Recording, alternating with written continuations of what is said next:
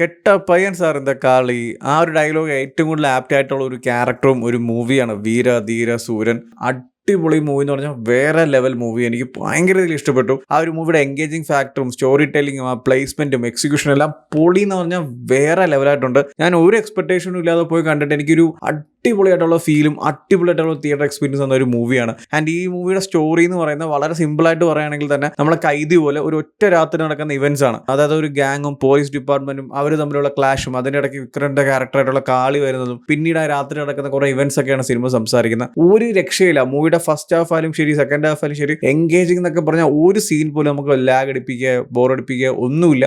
അടിപൊളിയായിട്ട് കൊണ്ടുപോകുന്നുണ്ട്. ആൻഡ് ഓരോ സീക്വൻസിന്റെ എക്സിക്യൂഷനാണ് എനിക്ക് ഏറ്റവും ഇഷ്ടപ്പെട്ടത്. കാരണം ഓരോ സീക്വൻസ് പ്ലേസ് ചെയ്തിരിക്കുന്നത് അല്ലെങ്കിൽ ആ ഒരു പ്ലേസ്മെന്റിലുള്ള ആ ഒരു ക്യാരക്ടേഴ്സ് ആയാലും ഡയലോഗ്സ് ആയാലും ആ സീനിന്റെ പ്രസന്റേഷൻ ആയാലും എല്ലാം അടിപൊളിയാണ്. എസ്പെഷ്യലി പറയുകയാണെങ്കിൽ മൂവിയിൽ കാളി അതായത് വിക്രത്തിന്റെ ക്യാരക്ടർ ചെയ്യുന്ന ഒരുപാട് കാര്യങ്ങളുണ്ട്. അതിലൊക്കെ നമുക്ക് തന്നെ ഭയങ്കര രീതിയിൽ ഒരു ടെൻഷൻ ബിൽഡ് ചെയ്യും. അതായത് എങ്ങനെയെങ്കിലും ഇത് സോൾവ് ചെയ്യണം അല്ലെങ്കിൽ എങ്ങനെയെങ്കിലും ഈ ഒരു സീക്വൻസ് കടന്നു പോകണം അങ്ങനെയൊക്കെ നമുക്ക് ഫീൽ ചെയ്യും. അങ്ങനത്തെ രീതിയിലാണ് ഈ ഒരു മൂവിയിലെ ഓരോ സീക്വൻസും എക്സിക്യൂട്ട് ചെയ്തിരിക്കുന്നത്. ആൻഡ് മെയിൻലി ഹൈലൈറ്റ് എന്ന് പറയുന്ന മറ്റൊരു കാര്യം എന്ന് പറയുന്നത് ഈ ഒരു മൂവിയുടെ സ്റ്റോറി ടെല്ലിംഗ് തന്നെയാണ്. കാരണം ഒറ്റ രാത്രി നടക്കുന്ന കുറച്ച് ഇവന്റ്സ് ആണ്. ആ ഒരു രാത്രി നടക്കുന്ന ഇവന്റ്സ് ഭയങ്കര ക്ലിയർ ആയിട്ടാണ് സംസാരിച്ചു പോകുന്നത്. അല്ലാതെ കൺഫ്യൂഷൻ ഉണ്ടാക്കിയോ അല്ലെങ്കിൽ ഇതെങ്ങനെയാണ് അല്ലെങ്കിൽ അത് കണക്ട് ആയില്ലല്ലോ, ഈ ക്യാരക്ടർ ആരാണ്, സിറ്റുവേഷൻ എങ്ങനെയാണ്, അങ്ങനെയൊന്നുമില്ല. വളരെ നീറ്റ് ആൻഡ് ക്ലീൻ ആയിട്ട് ഓരോ കാര്യങ്ങളും ഒരുപാട് കാര്യങ്ങൾ പറയുന്നുണ്ട്. പറയുന്ന എല്ലാം വളരെ ക്ലിയർ ആയിട്ട് തന്നെ പറഞ്ഞു പോകുന്നുണ്ട്. ആൻഡ് ഇതൊരു സെക്കൻഡ് പാർട്ടാണ്. ഈ ഒരു സെക്കൻഡ് പാർട്ടിൽ തന്നെ വളരെ പ്രോപ്പർ ആയിട്ടാണ് ഓരോ കാര്യങ്ങളും ആ ഒരു വിക്രത്തിന്റെ ക്യാരക്ടർ വരുന്നതും ആ ഒരു പോലീസും ആ ഒരു ഗാങ്ങും അവർ തമ്മിലുള്ള ക്ലാഷും വിക്രം അതിൻ്റെ അകത്ത് വന്നതിന് ശേഷം എന്തൊക്കെ സംഭവിക്കും അതൊക്കെ A to Z പറഞ്ഞു പോകുന്നുണ്ട്. പക്ഷേ ഇതിനൊക്കെ മുമ്പ് അല്ലെങ്കിൽ ഈ ഒരു ഇവന്റ്സിനൊക്കെ തൊട്ട് മുമ്പ് എന്തായിരുന്നു സംഭവം അല്ലെങ്കിൽ എങ്ങനെയാണ് ഇതൊക്കെ ഉണ്ടാവുന്നത് അല്ലെങ്കിൽ ഇതിന്റെ ഒരു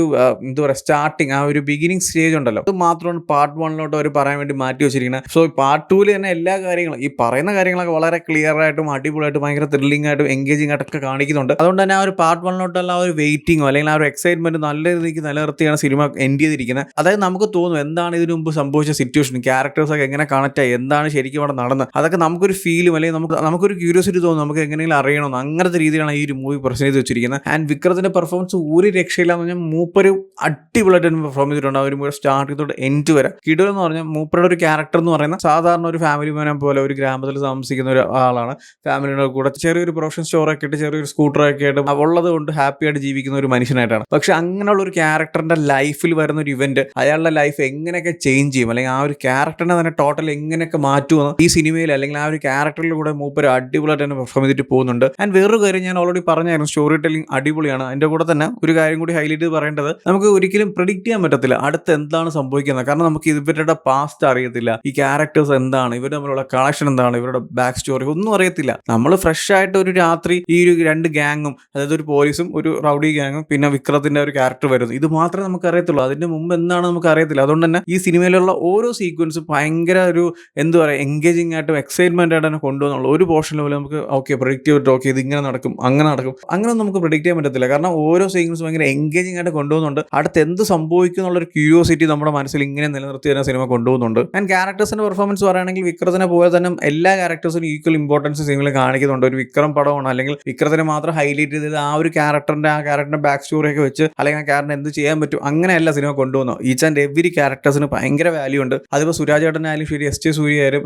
അല്ലെങ്കിൽ മറ്റു വന്നു പോകുന്ന എല്ലാ ക്യാരക്ടേഴ്സും ഓരോ ക്യാരക്ടേഴ്സിനും ഓരോ ഇമ്പോർട്ടൻസ് ഉണ്ട്. അവരെവിടെയൊക്കെ പ്ലേസ് ചെയ്യുന്നു ആ പ്ലേസ്മെന്റ് ഒക്കെ പക്ക അടിപൊളിയാണ്. ആൻഡ് പെർഫോമൻസ് എസ്പെഷ്യലി എടുത്തു പറയുന്നത് S.J. സൂര്യ ആൻഡ് സുരാജ് ഏട്ടൻ ഒരു രക്ഷയില്ല. സുരാജ് ഏട്ടന്റെ ഒരു ചെറിയൊരു വില്ലനീസ് ഒക്കെ ഉണ്ട് കേട്ടോ, അതൊക്കെ പൊളിയായിട്ട് തന്നെ മൂപ്പര് ഹാൻഡിൽ ചെയ്തിട്ടുണ്ട്. എസ്പെഷ്യലി ഒരു സിംഗിൾ ഷോട്ട് വരുന്ന ഒരു സീക്വൻസ് ഉണ്ട് കേട്ടോ, അവിടെ സുരാജ് ഏട്ടനും വിക്രമും S.J. സൂര്യയും ആ സിനിമയിലുള്ള മെയിൻ ആയിട്ടുള്ള മിക്ക ക്യാരക്ടേഴ്സും വരുന്ന സിംഗിൾ ഷോട്ട് സീക്വൻസ് ആണ്. അത് ഒരു രക്ഷയില്ലാത്ത രീതിയിലാണ് പ്രസന്റ് ചെയ്തിരിക്കുന്നത്. അവിടെ എസ്പെഷ്യലി സുരാജ് ഏട്ടൻ പെർഫോമൻസ് അത്ര ഹൈലൈറ്റഡ് ആയിരുന്നു. കാരണം ആ ഒരു ക്യാരക്ടർ അവിടുത്തെ സിറ്റുവേഷൻ ഹാൻഡിൽ ചെയ്യുന്നത് അല്ലെങ്കിൽ ആ ഒരു ക്യാരക്ടറിന്റെ അവിടെ ഉള്ള ഇമോഷനും അതെല്ലാം അടിപൊളിയായിട്ടാണ് പെർഫോം ചെയ്തിരിക്കുന്നത്. എസ്പെഷ്യലി ആ ഒരു എൻഡയർ സിംഗിൾ ഷോട്ട് സീക്വൻസ് പൊളിയായിരുന്നു സിനിമയിൽ കാണാനായിട്ട്. ആൻഡ് വേറൊരു കാര്യമുണ്ട്, ഡീറ്റെയിൽ ആയിട്ട് പറഞ്ഞ് സ്പോയിലായി പോകുന്നുണ്ട്, വളരെ സിമ്പിൾ ആയിട്ട് പറഞ്ഞുതരാം. സിനിമയുടെ സെക്കൻഡ് ഹാഫ് കഴിഞ്ഞ ഒരു സീക്വൻസ് കഴിയുമ്പോൾ നമ്മളിൽ ഉറങ്ങിക്കിടക്കുന്ന ആ ഒരു ചിയാൻ വിക്രം ഫാനുണ്ടല്ലോ അത് പുറത്ത് വരും. കാരണം അങ്ങനത്തെ ഒരു എലമെന്റ് സിനിമയിലുണ്ട്. അത് ഞാൻ എക്സ്പ്ലെയിൻ ചെയ്യാനുള്ള എന്താണെന്നൊന്നും പറയുന്നില്ല.